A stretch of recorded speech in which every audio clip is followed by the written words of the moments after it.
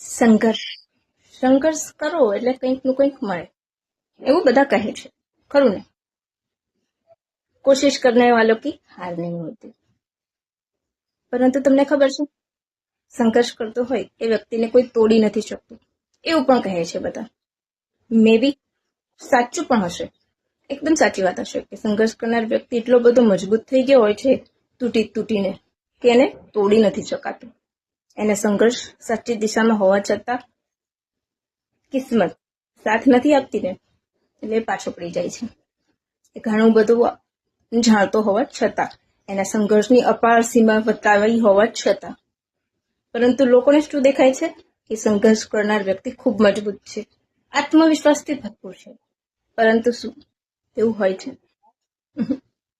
એક વખત ધ્યાનથી જોજો એ સંઘર્ષ કરનાર વ્યક્તિના મનને. એની લાગણીઓ ગુમાવી ચૂક્યો હોય છે, એની સંવેદનશીલતા ગુમાવી ચૂક્યો હોય છે, જેની નોંધ તો બિલકુલ લેવામાં નથી આવતી. એનો આત્મવિશ્વાસ ડગુમગુ હોય છે. જ્યારે એ નવું કરવાનું કંઈક વિચારતો હોય ને કે હામાં હું મહેનત કરીને હવે સારું પરિણામ મેળવીશ, તો એનું મન એને પૂછે છે શું એવું થશે?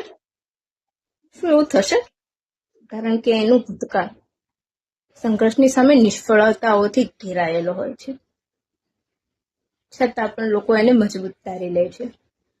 ના તો એની તૂટેલી લાગણીઓની પરવાહ કોઈ કરે છે, ના એની ખોવાયેલી સંવેદનાઓની પરવાહ કરે છે.